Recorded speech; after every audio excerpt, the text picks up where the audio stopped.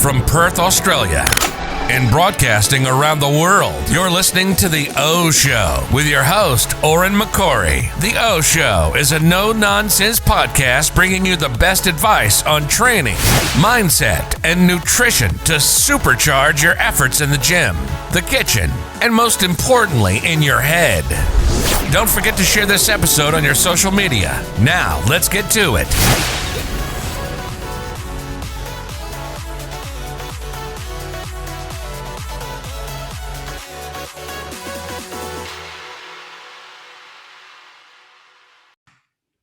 Good morning, good afternoon, good evening, guys. Welcome to today's episode of The O Show, and I'm joined today by my good friend from Glasgow, Scott Simpson, who is a personal trainer and online coach.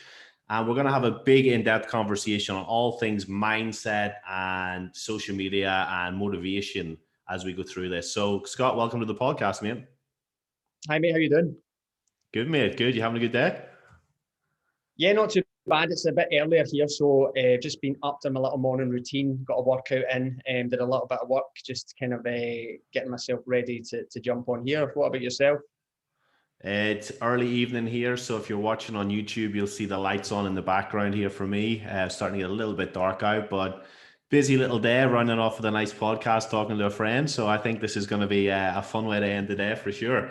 So guys, Scott has been one of the, like, when I moved to Glasgow, he was like the mainstay. He was like the guy doing the busiest diary. He was like the guy to look up to in terms of how busy you could potentially get your schedule.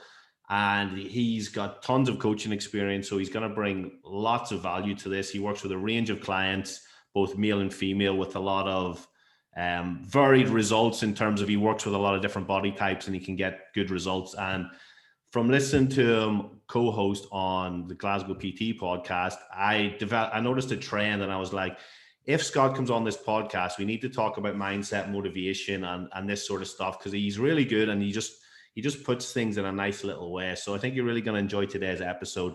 But Scott, talking about mindset, we were just catching up really quickly before, but you mentioned your morning workouts and this routine, and you're obviously in a lockdown right now again. I think it's the third one in Scotland, right? Yeah. This is lockdown 3.0. That's pretty hectic. Like here, we've only had the one that lasted about 8 to 10 weeks, and we've been back to normal pretty much since. So people over there must pretty much hate me watching my stories and that. But it's pretty hard to imagine what it was like having to train from home. I trained in this office here behind me. I had a bench set up and bands and some light dumbbells. How's that been, like, readjusting? Because you've had obviously third lockdown, so you had a little bit of gyms open in between, then a little bit of a lockdown before Christmas, relax for a couple of days, I think you've had over Christmas, and then it's like, right, we're going back into a full lockdown. How do you cope with that mentally? Yeah, mate, it's definitely been really, really challenging. I think that there's various different layers to it. I think there's one part of it which is just this kind of like accumulative fatigue with just the back and forth kind of feeling. That's something that I've experienced. A lot of the clients that I've got who I've spoken to have experienced. You don't know what's going to happen next. There's a lot of like uncertainty, and it's just sort of like went on for a little while now. So it's like a cumulative fatigue, I think, that a lot of people have at this stage, where they're just feeling maybe as it goes on and on a little bit more run down with it. So I think that's definitely the main sort of thing that I'm seeing, that just from people I've spoken to, myself as well, is just this feeling of like it's kind of quite constant. So yeah, it's been tough, and it's been quite challenging. Like I was saying to you just before we came on, though, I suppose the big thing is you have to sort of count your blessings a little bit. I can't say that I've been like affected as badly as other people and things like that. And I think that's an important part of it, is to kind of be grateful for those sorts of things. But nonetheless, it has been difficult in various different ways. I think just routine being disrupted is a big one. I think that's one thing that a lot of people might be taken away. Certainly in the UK, where we've kind of had like, in and out of lockdown for quite a while now. Every time your routine gets disrupted, it can throw everything off. And it just, it's sort of, I think, it can wear you down a little bit, for sure. But so that's kind of like the theme that I've been seeing with a lot of clients. It's definitely something that I've noticed a little bit just as it drags on. So yeah, a big part of like what I've been doing over the course of maybe the last, I don't know how long it's been, 10 months or whatever it is that's went on for now, has been kind of like focusing on kind of keeping people in a good headspace. I mean, you know yourself, that's always a part of coaching, is sort of relating to people on that level. You know, it's something that I sort of learned quite early on when my background before I started as a personal trainer.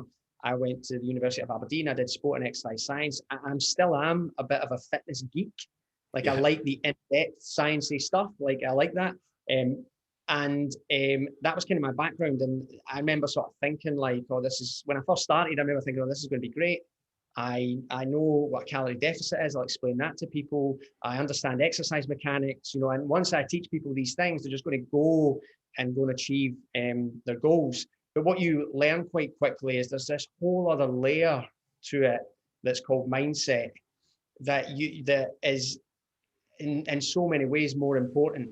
And I think that was something I learned very, very quickly. And it's just something I've been having more and more conversations around just recently, because it's just been a little bit more testing at the moment. I don't know if you know yourself, like it's always a thing. It's never not a thing, whether you're in a global pandemic or not or whatever. But I don't know if you noticed it in the kind of brief period of time that you maybe had a lockdown, that you were having a lot more of those types of conversations.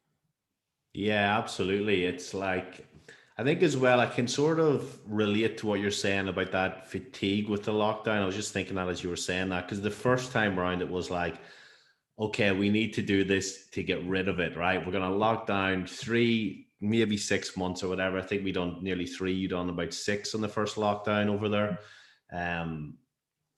Like you're more than willing to give it a crack, because it's like, right, we do this once, it's gonna fucking go away, and then it comes around the second time and you're like, oh fuck, right, okay. And then a third lockdown, it's like, really, this thing still hasn't went away. Like, what's wrong? What's actually happening? So I can relate to that, because I can remember the first time it was like batten down the hatches, it's gonna go away. We're quite lucky in Perth. In our state, it's pretty much went away. But I can see how that would be very frustrating. But you're right in the sense that like mindset is everything, and like it's something that a lot of coaches wouldn't have massively dealt with before this. Like they would have dabbled in a bit about, you know, building self-belief, and you know, you might see the odd post about how you're building somebody's confidence through training. But now it's like where we kind of need to understand how brain works, how our decision making works, what happens with anxiety, depression, you know, all their sort of stuff that can go on in your head.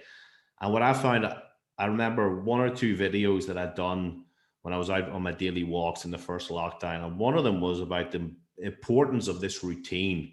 Because like with the lockdown, you're just thrown out of your routine. You're used to working 9 to 5, used to driving to work, getting your coffee at the same spot, parking in the same spot or same level of your car park every day, like heading home at the same time, hitting the gym at the same time. Then all of a sudden it's like, yeah, you can't leave your house, train there. You don't need to commute. Like your coffee spots, you might have to walk a bit further, and you can't go to your favorite spot because it's like 6 miles into the city, you know. So it's all of a sudden there was this new routine, and it was just adapting to it. And I think that was the main struggle I noticed, was people was like, the routine was just fucked. And then it's like, they didn't know what to do to replace that. And they didn't have a solid schedule. It was just like, wake up, try to fit in training when they could, work their 9 to 5 while trying to educate the kids at home. And there was no real beauty in the structure of that. And that's what we crave as human beings, is like that structure of knowing what we're doing when we do it. We thrive off that. Like the most productive people are successful because they can manage their day like that. You know what I mean? Yeah, man. It is, like, routine's huge. I think even if you look, so it's huge in a practical sense, especially if you have a goal in mind. Like having a routine is really beneficial, because, you know, the more sort of comfortable and confident you are with your routine, the more productive your routine, just the easier it is to control the variables that you need to control in order to make progress, because you're not winging it. Like everything's kind of there, deliberate, and there's a kind of purpose behind it. But it also impacts your mindset. Like, is that thing about, like, you've got, like, you know, mindset influences actions, but also actions can influence mindset. It's that kind of like cycle that sort of happens. And, you know, you can have a big impact on your mindset to things when you just kind of take control of like your day-to-day routine, your environment and stuff like that. That feeling more in control that you is kind of something that you action can have a big impact on your mindset towards it. And I think that if people kind of started to lose control of their routines a little bit, and it can start small. Like I noticed it myself, like it's just one day where it's just like, oh, do you know what? I'll just stay in bed for an extra hour. I'll just pull the laptop over and just do a bit of work here. It starts like that. And then before you know it, you're staying up till 3 a.m. and, you know, you're sleeping all over the place and you're not eating all day. And then you just want to order a takeaway in the evening, whatever it might be. Do you know what I mean? There's different variations of this. And those actions start to seep into your mindset and it starts to make you feel a little bit sluggish, maybe affects your mood a little bit. And then that starts to have a bit of an impact of your own perspective of things. And I think that's the interesting thing about mindset, like, is that it's something that you can change it. Like you literally have a choice when it comes to mindset about how you choose to view things. I saw a thing, it was a client of mine actually shared it and I thought it was amazing, where it was I think she actually is based in Australia. It's like a neuroscientist. I can't remember her name. Can't remember. But anyway, she did a thing and it was like she was talking about mindset, and she said that the lockdown, the pandemic, the lockdown, or no, she said 2020, the year 2020 has been a bit like a boot camp in tolerating uncertainty. That's how she worded it.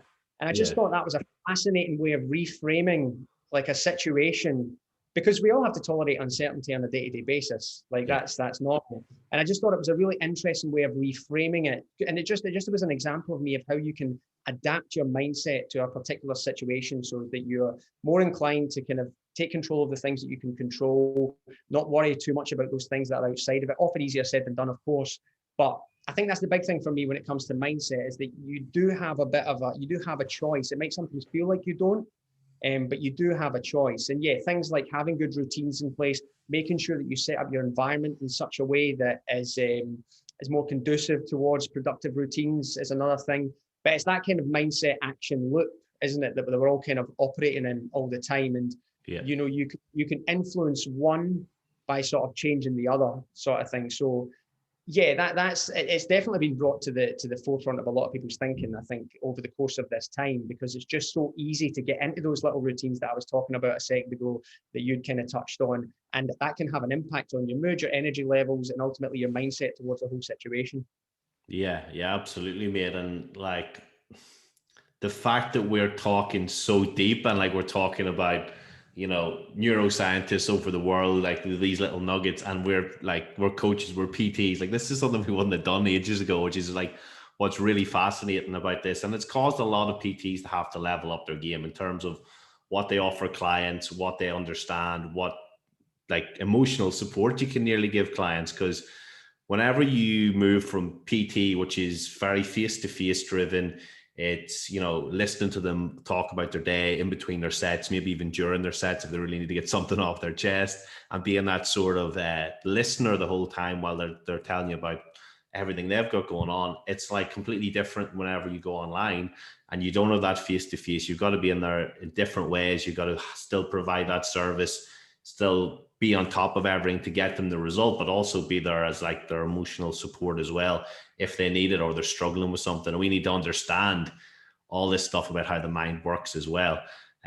So the fact we're even having this conversation, I think, is a massive benefit of the past year. And like you said, it has just been a little boot camp in like handling uncertainty and building some like emotional resilience to shit that goes on around us, right? It's like, and at the eye of the storm, it's always calm, right? All this shit's blowing around you everywhere, but at the eye of the storm, there's nothing happening. It's all the destruction's going on outside it. So it's kind of taught us to, when the shit's going around us and that's the storm's going around us, just to be calm and be centered and just focus on our own shit, I think, a lot.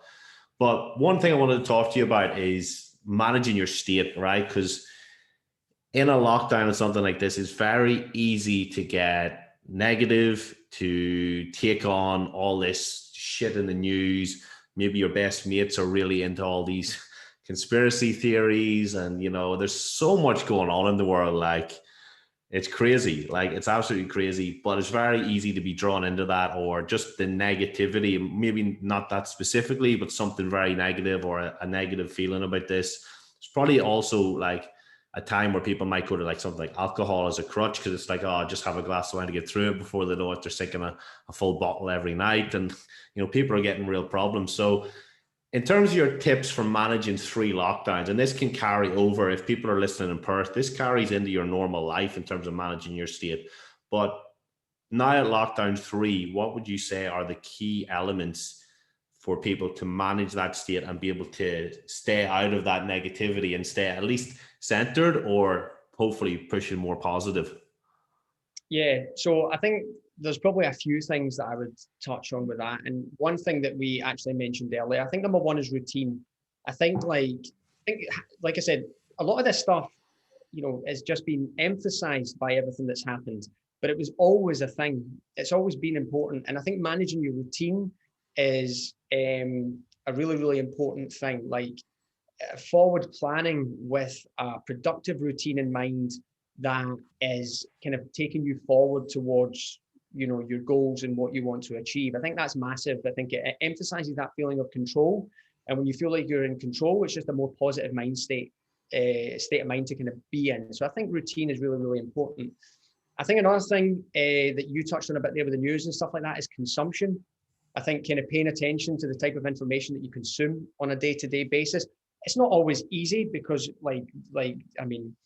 information overloads that we do have to manage every single day. It's everywhere you go. It's constant information overload. But doing what you can to try and manage and control that. I don't really watch the news, to be honest. I don't pay too much attention to it. It is overwhelmingly really, really negative. But that's just the nature of the news. Do you know what I mean? So I kind of don't. I don't kind of pay too much attention to it. I think that you could then kind of look at things like social media and things like that, like what you consume on social media. I think that especially during lockdown, like I said, but it's always been a thing, like being aware of your screen time, like your phone tells you your screen time, and just being aware of that and like how that's impacting you. I'm not anti-social media, and I'm not saying that everybody should stop watching the news, but I think just being aware of what you consume and the type of kind of impact it has on your mood, your energy levels, your state, just like we were talking about. So I think those sorts of things are really, really important. And I think the third thing is probably your like environment, your like immediate environment. Like how are you setting things up in a way that just kind of, like setting your environment up in a certain way so that it's like just kind of helping you kind of control things a little bit more effectively. Like keeps you more in line with what your routine is going to be. I think that, again, this is something that's always been a thing. But I think that especially during lockdown, when everyone's in the one place all the time, that's been massively, massively important. And one thing I'm sure anyone who's been in these various different lockdowns, and you might have noticed it as well in the short lockdown that you guys were in, was like working out from home is difficult. And it's difficult because you're potentially doing a workout in the same environment that you relax, the same environment where you cook, the same environment where you're now working.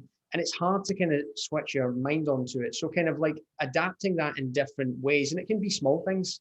It can be like really lockdown specific small things, like, when you're about to do a workout, set out all your equipment, get some music on. Do you know what I mean? Try and eliminate distractions as much as possible. That's the type of thing that you can do to kind of influence your environment in a way that just helps your state. It just helps you kind of to control things. So I think those are the main things. I think like your environment is really, really important. The kind of what you're consuming on a day-to-day basis is really, really important, and routine. I think these are all things that you can manage at least to a good degree that can have a positive impact on the kind of state that you're in on a sort of day-to-day basis.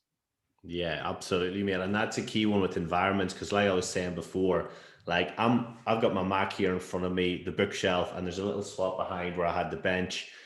And I remember doing chest workouts lying on the bench with dumbbells and bands, and like jumping up and doing a bit of work, like in the 1 to 2 minutes downtime. You're never really like, you're not active you're not like present in your work. You're not present in the workout, and you're just kind of fucking about.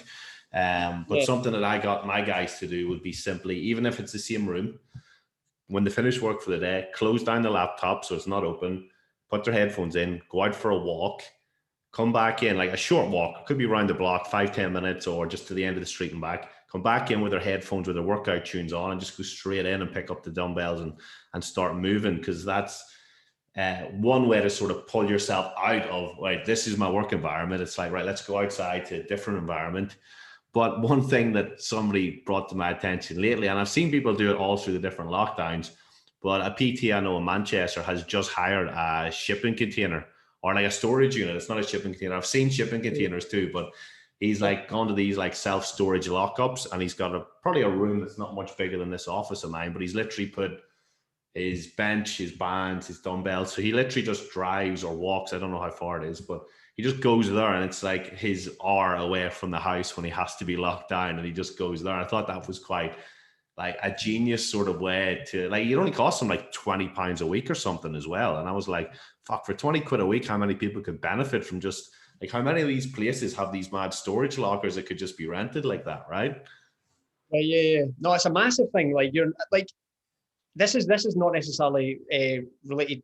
I suppose it is in a sense, but it's more broadly relatable to people just when it comes to environment. And like, a kind of analogy that I sometimes use, it's not mine, I heard it somewhere, but I just thought it was a good analogy, is like, if we think about like nutrition and you think about your food environment, you know, some of the things that you could potentially look at as positives in a lockdown situation is maybe having a little bit more control over your food environment, just because of there wasn't much, like, you can go to restaurants and stuff like that kind of thing, so not as much socializing happening and all that. You're very in control of the kind of food that you buy in, and obviously we've still got like these apps, Deliveroo, Just Eat. I don't know if you have that in Australia, an equivalent. But just kind of feeling a little bit more in control of that. And that's like so for example, the analogy is like, if there's a cookie jar on the kitchen table and you're working from home and you're passing that multiple times a day, there's that, say it's your partner, or maybe you've got a family and your kid likes a cookie from time to time, and it's not for like your kind of coach to be like, well, stop giving the kid cookies. Do you know what I mean? What we can do though is we can kind of try to influence that environment a little bit more. You know, if you're trying to kind of manage your food intake and you're finding that's a problem, you've got that visual cue that's there every time you walk into the kitchen. It's there. Maybe even you can smell it. If you can kind of take that cookie jar and put it to the back of a cupboard somewhere, right, and just replace that cookie jar on that table with a bowl of fruit. Now, what you don't guarantee, because every time I say this to people will be like, I know it's at the back of the cupboard, I'm just going to go to the fucking back of the cupboard. But you're not guaranteeing anything. But what you are is you are tipping the scales a little bit more in your favor. I think a lot of these little tweaks and adjustments you can make to your environment, like when you set up for a workout and you make sure you close over the laptop, or, you know, these things, they don't necessarily guarantee that you won't still be distracted by things or whatever, but it does sort of like tip the scales a little bit more in your favor. And just, again, it's just kind of priming your environment, like to work for you and your goals and what it is that you're sort of working towards. It's not, none of it guarantees success, but it does grease the rails a little bit in that direction. Do you know what I mean? Again, it comes down to that word control. It puts you a bit more in control. The shipping container I've never heard of. I actually thought it would have been dearer than 20 quid a week as well, but that's one way of doing it.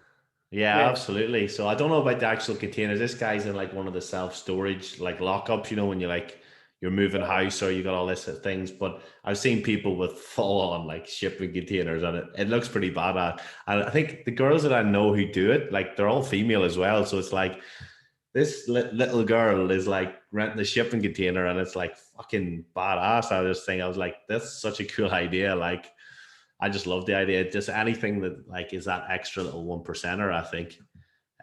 Yeah, definitely. I think that, like, especially as it's gone on and on in the UK, like stuff like that's become a little bit more common, because it's like you literally don't know anymore. So at the start, when it was like, will this be 3 weeks or whatever, it was like, look, just get yourself a set of resistance bands. We'll make do, and it'll be okay. But then it's like as it went on and on, these kind of things, anything that you can do like that has just become that bit more important. You know, it's just that bit more important just to kind of try to, again, just manage things effectively. And it comes down to, routine, what you're consuming, and environment, is definitely a big one. And anything you can do to kind of tip the scales in your favor. It sometimes doesn't look like a big thing. Like I said, that kind of like, if you take the cookie jar and you put it to the back of the cupboard, I mean, it's still there, but you'd be surprised how big a thing that can be. Do you know what I mean? Like what you said there about getting your clients to go for a walk, like, and it's just that mental separation of work and time for yourself. Like anything that you can do, it might not seem like a big thing. Do you know what I mean? It's not like when you come back from that walk, suddenly you're not receiving emails anymore or anything like that. But it's anything you can do to kind of get that. It's like there's a level of that mental separation in that kind of example that you gave that just can be hugely influential in terms of like getting your workouts done on a week-to-week basis. Yeah, 100%, man, 100%. And one thing I wanted to pull back to as well, which you mentioned in those 3 points about managing state, was consuming stuff on social media. And now this is massive, and this is something that's obviously going to be applicable whether you're in lockdown or not, but it's very applicable in a lockdown because screen time's up.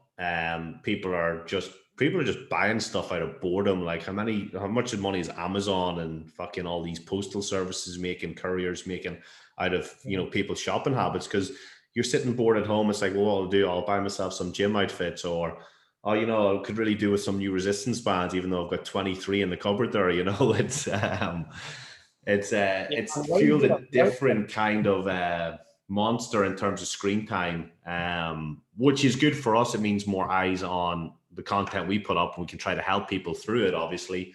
But in terms of the negatives of social media and screen time, in terms of comparison, you know, this whole perfect body, perfect lifestyle sort of image, what's your thoughts on that in terms of let's break it down into two. I guess the negatives of social media and the whole, I don't know how to word it. Let's talk about the negatives of social media, and I'll try to think of how to word the second bit. Yeah, so I suppose it's like anything. I just think social media is like anything. You can have too much of it for sure, but it's not necessarily ultimately fundamentally a bad thing. Do you know what I mean? I think some people do think about it. It's just been fundamentally a bad thing. But I think that you can definitely over consume it, you know, and you know, spend a little bit too much time in your own head, maybe playing a bit of a comparison game. We all know the spiel with social media, don't we? We all know the spiel that, you know, it's not real. It's not like necessarily reality. Like we're all, things might often be filtered, and we're all kind of projecting a certain, like a side of ourselves, and other people are doing the same thing. It's the highlight reel thing. That's what it is. And we all kind of know that. I do think that if you spend long enough in it, you start to lose that perspective a little bit, and you can get a little bit caught up in it and forget that side of it and start to do a lot of comparing and all the rest of it. And I think for some people more than others, maybe that can have a little bit of a negative impact on your state. You start to just feel really bad about yourself. I'm not doing this. Why have I not got that, or whatever? Everyone else is really happy, and yeah, I'm having a bad day here. So I do think there is definitely that level of it. I think it's a little, I think there's a side of that is also that it can be a bit of a productivity killer. Like it's like that side of it can definitely get inside your head. But from a practical perspective, it can be a bit of a productivity killer. I've been there before. You know, sometimes where you think I'll sit down for a few minutes here, you go on your phone and you've spent half an hour like on social media, like just kind of taking anything like from it, just kind of looking through it. So I think it's worth keeping an eye on it. And it's just about being aware of how these things are kind of influencing you and affecting you. And yeah, there's the other side of it, that these things they're kind of designed in a way to keep you on them, which can be a little bit of a productivity killer in terms of what it is that you're trying to do on a day-to-day basis, which I think that also can kind of feed into a sort of negative state if you really feel like you're wasting a lot of time. So yeah, I'm not someone who thinks that social media is fundamentally across the board bad. I do think it's sort of like the news or like any other sort of influences, the people you have in your lives, anything like that. I think it's worth monitoring, or like raising your awareness around kind of the impact it has on you, how it makes you feel. And then, yeah, like kind of putting in place, I don't know, strategies to manage that quite effectively. You know, don't, go on your phone first thing in the morning. Don't, be aware when you're kind of spending half an hour on there doing nothing at all. Those sorts of things. Do you know what I mean? So, there is those downsides for sure.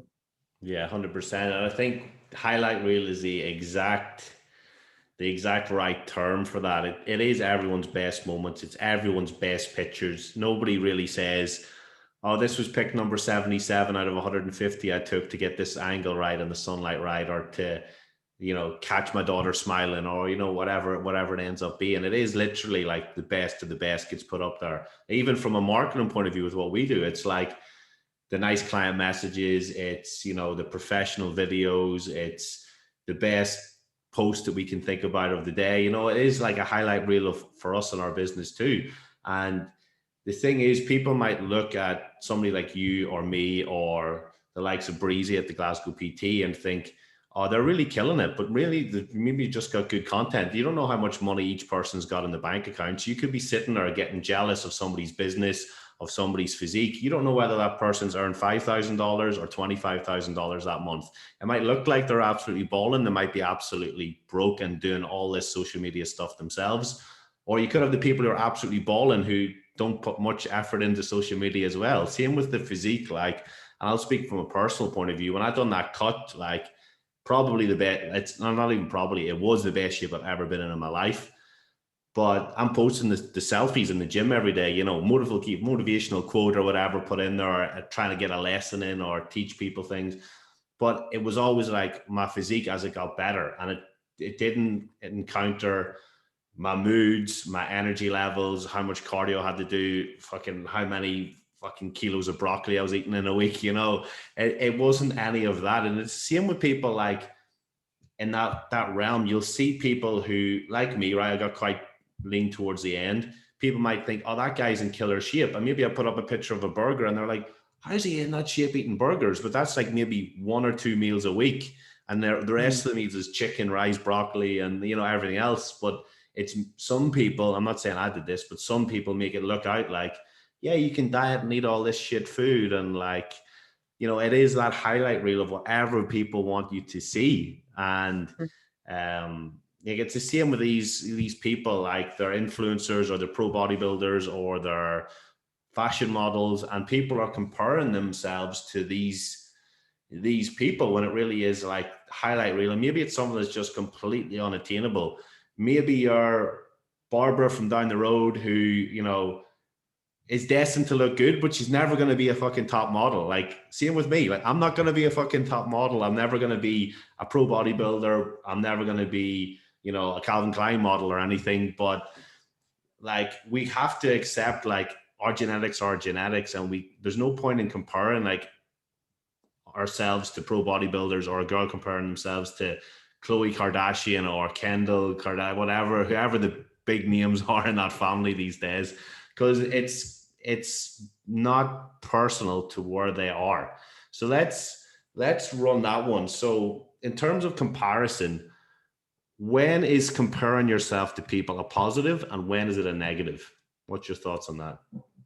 So yeah, I think that, ultimately a lot of it comes from, it comes back to that word mindset. I suppose it depends what you're taking from it. Like when you do that comparison, it depends if you're taking from it, I'm just not good enough, I don't have the motivation, I don't have this, that, or the other, then and you go down that sort of rabbit hole of feeling that way, then that's overwhelmingly a negative, because it's having a really poor impact on your life and stuff like that. And there are people who make comparisons though and are motivated by it.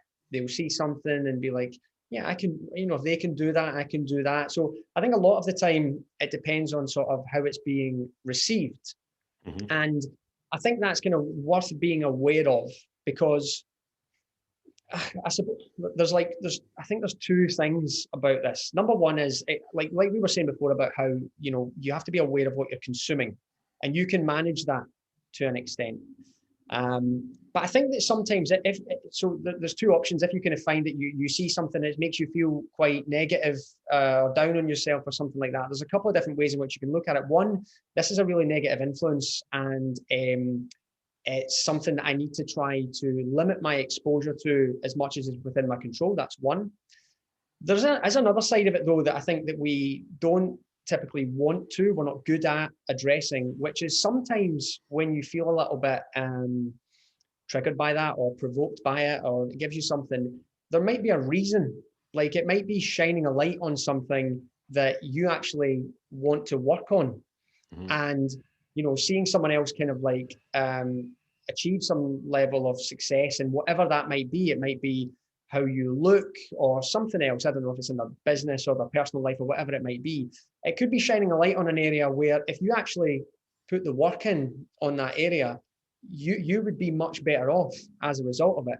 So I always think that if you do feel a little bit like a little bit maybe like provoked or triggered, or you feel like something's putting you in a bit of a negative state, I think it's worth asking the question, why that might be. The reason might be that it's just negative bullshit, and you just need to kind of get a bit of distance between you and that. That goes for social media, it goes for people in your personal life or whatever. But sometimes it might be that it's something within you that maybe you're a little bit insecure about, that you don't feel that great about, and it's actually just shining a bit of a light on that. And you could maybe potentially take that and use it and go away and work on that area, because it is somewhere that you can work on and something you can improve on, and ultimately feel much, much better as a result of it.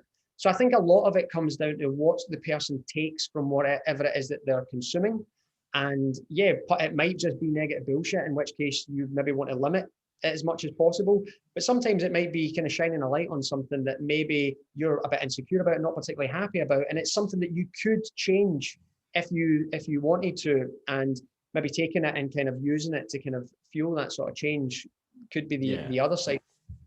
Yeah, 100%, mate. And I think, like you said, if you see something like that and you're comparing yourself to, whether it's, a model or a bodybuilder or a business owner or an influencer, whatever it is, and if it's positive motivation in terms of you're seeing where they're at and you're saying, well, I might not look like that, but I want to push to try to get as close as I can to that, where I feel that confident. Like if you use them transformations or them pictures of your favorite influencer at the beach in Dubai, or your favorite PT and their most ripped picture, their most lean picture, and you're saying, well, maybe I'll not get that far, but I'll fucking try to get there. And, I see that as a positive, because you're not comparing yourself in a negative, like, I want to look like that person, because you're never going to look like that person. But if you just take that bit of motivation out of it and say, well, let's do our best to look like that, so I don't feel like this anymore, then that's the positive of it, when it's not being in a negative, oh, why does that person look so good? I hate my body. And I think what you said there, which resonated a little bit, is sometimes we have these reactions and we get triggered by it. And it can work both ways on the scale, right? You could be a bit overweight and you could see a skinny, lean girl on the beach. I'm going to use the word skinny in quotation marks if anyone didn't see me because of the podcast. And they might say something like, oh, that skinny bitch always flaunting her body at the beach. Same way, somebody who's relatively lean, but maybe has something about, they want a bigger arse or bigger boobs, and they see a girl who's quite curvy being like, oh, and they might call it like her fat, or might say, something derogatory about that girl because they want the boobs, they want the bum. And it can work either way. It can work for guys, with chest. It could work. It's actually, I'll talk about from experience. There used to be a stage where my business was okay, but I didn't have the social proof, and my content was fucking shite, because I wasn't putting the work in. And I seen what Chris at the Glasgow PT was doing when he rebranded, and I was like, he's just lucky he gets all these girls who are happy to get all these progress pics. And in reality, I just wasn't pushing people hard enough, and it got to the stage where I was just like, realized I was getting triggered by it, not in a negative way towards him, but it was negative towards myself, because I knew I wasn't doing the work. And then I just said one day, well, if he can do it and he's one of my best mates, why the fuck can't I do it? And I use that as the positive things. Like I said, instead of allowing it to continue negatively, where it's, why can't I get that body? Why can't I look like Kendall Jenner? Why can't I look like Phil Heath? Like, instead of being negative on yourself with these stuff that you probably never have genetically, you can say, well, let's use that as the motivation and push myself to be better. And that's just a personal story. I'm happy to own that story and be like, listen, it happens to everyone, right? Like, and it's just like you say, learning to take that, work out what you're being triggered by, and then say, well, hang on a second, why am I getting triggered by it? And what can I do to reframe that in my brain and turn it into a positive, and then grow as a result of it, right? Yeah, mate. And I think that, so I don't want to get like I don't want to start like sounding too airy fairy with it or anything like that, but there's a bit of Stoic philosophy for you, mate. There's a guy called Epictetus, and he said something along the lines of like, if you feel provoked, you have to realize that your mind is complicit in the provocation. So there's a reason why you feel provoked. You're part of it, and you are part of it. Now, like I said, it could be that it's just negative bullshit that you need to distance yourself from. Or it could be something that's telling you there's an area that you need to work on. I think where this does get tricky, especially on social media, is about realistic expectations. Because so much on social media is the highlight reel and it is often the filtered version of reality, it can sometimes set people up for unrealistic expectations, which is obviously difficult. And I think kind of trying to have a good level of awareness around that sort of thing is obviously really, really important. But the kind of couple examples you gave there about the person who saw the woman on the beach and whatever, and their instinct is to criticize when maybe they would feel like there's areas of them that would help if they went away and worked on it, they would feel better about themselves and more confident and things like that. I think it's just good to, you have to define success for yourself. And you need that level of self-awareness when you're kind of exposing yourself to different people who've maybe achieved different things. Maybe it is through genetics. Maybe there is a massive element of luck involved, or maybe they've just worked a bit harder. And I think it's important to have the self-awareness and the humility to be able to sometimes acknowledge that a little bit and realize that, no, I can achieve these sorts of things and I can work towards that and I can make progress and be a better version of myself, because that's ultimately obviously that's the ultimate comparison, isn't it? Like the ultimate comparison is who are you today compared to where you were last week, last month, last year, that kind of thing, And there's that saying of like, if you're the same person you were 5 years ago, you've done something wrong. Like it's that's the ultimate comparison, because you are you and you have all your strengths and weaknesses and limitations in your own life and all the rest of it. But like I said, there is a side of comparison that when you have the self-awareness to realize that there could be a reason why you're maybe feeling a little bit triggered by certain things, that it can be a positive. But like I said, it does get tricky when we talk about it in terms of social media, because it's like, unrealistic expectations. You're seeing the highlight reel and the filtered version. But I think that having the awareness around that can be useful. Yeah, absolutely, mate. And I think that's a big one to finish on. So I'm going to call it there. And I want to move to some sort of lighthearted stuff to finish, because that's quite a big one for people to digest. So you mentioned the Stoicism. I do have this. I've been a bit slack, but I do have the Daily Stoic behind me on the shelf, close enough that I could literally just grab it there. What's your favorite book on Stoicism? Mate, that's the only book on Stoicism I've ever read. I've got it just down over here as well. It's the only one I've ever read. I've actually just started it. I'm doing one a day. I follow the Daily Stoic on Instagram. It's worth a follow. It's pretty good. It's pretty kind of insightful stuff. So, but yeah, that's I've got that book though. But I'm not going to pretend I'm I'm not really actually a hugely philosophical person. I'm pretty basic, to be honest. But no, that sometimes you see these things, don't you? And it does resonate, and it just sort of resonates, and you're like, yeah, I can see like various different examples in my own life, or different examples when I've been working with clients and their lifestyles and what they're trying to achieve and how they're trying to progress and better themselves. And a lot of it does. Some of it I read it, I don't know what you're talking about. Other stuff I read and it's like, oh yeah, that makes sense. That definitely resonates. So yeah. Why are you like an avid Stoic philosophy student? No, that's literally the one book that I own as well. But if nobody knows what we're talking about. We're talking about the Daily Stoic by Ryan Holiday. And the reason why I think it's good, it's dated, so it's like you're meant to read one a day over the full year. And it's like a quote, which is like maybe what I've just opened the page at October 22nd. It's 4 lines from Seneca, and then there's a couple of paragraphs breaking that down. So it's kind of like explains to it. So it's not just reading something being like, what the fuck does that mean? It like kind of brings stuff back around. But one thing that I was thinking about just as you were talking about that book, have you listened or read Ross Edgley's latest book? No, I've not. Good. So it was his account of him going around the swim around the whole distance around the British Isles. And something he developed along the way was what he called Stoic sports science, about the mindset that he's developed from philosophy and the Stoics combined with the science of human performance. And it's pretty interesting read. I just thought I'd bring it up because I think, and the audiobook is read by him and it's very fucking good. So if you're trying to find something to do during lockdown, that could be one on Audible for you. Yeah, man. I think that just takes us right back to the start, doesn't it? Like, just this whole thing around mindset is just the kind of realization that it is a massive, massive part of anyone's success, you know, and there's different things that you can do to influence your mindset, like we kind of touched on during the course of this chat.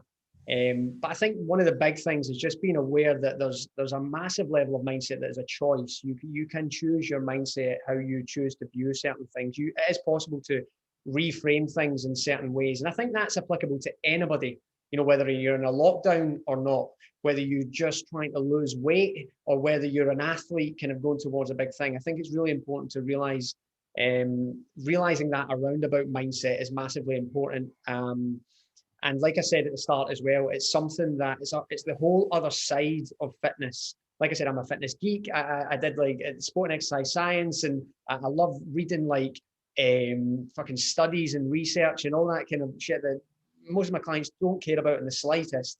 But there's knowing that is not enough. There's a whole other layer to this that's around about things like mindset and stuff like that. That's massively, massively important. Yeah, absolutely, mate. Absolutely. I think that's a great one to finish on, mate. So I'm going to thank you for your time. I think we've been on roughly about an hour. So this is a good one for now. I think we'll get you back on, buddy. It has been a while. What happened was, if anyone's listening, Scott was on my first list of like 10 people to have on the podcast, but I also had that list combined with people to do IG lives with. So we've done the Instagram live, and that kind of mentally crossed you off my list. And I was like looking through, I was like, hang on, Scott's done a podcast. Why isn't Scott on this list? And I was like, fuck, we didn't do a podcast. We done that live. So I think this is going to be episode 36, maybe 37. But we got you on in the first year, so it's good. And we'll probably get you on for a repeat one, I'd say. So guys, please, if you've enjoyed it, tag me, tag Scott. Scott, what's your Instagram handle for people who want to follow you? Scott Simpson _personal training. Perfect. And you can find them, if you can't find them through there, you can find them obviously through mine. Just look at the people I follow and type in Scott and you'll be right up on the list. Scott, thank you for your time, buddy. It's been a great chat, and I think it's going to be hugely beneficial to people both in lockdown and out of lockdown over here, because there's a lot of deep thinking. There's a lot of philosophical stuff without trying to be too philosophical. Looking back on it, was quite a mindset-y, like deep conversation. So there's a lot of little nuggets here, and mate, some of the stuff you came out with was great. So thank you for your time. I really appreciate it. Thanks, mate. Enjoyed it. Thanks, mate. Speak soon. Thanks for listening to The O Show with your host, Oren McCory. If you liked this episode, then please subscribe to the podcast wherever you're listening and share this on your social media. We'll see you on the next episode for more no-nonsense advice to help you supercharge your efforts in the gym, in the kitchen, and most importantly, in your head. See you then.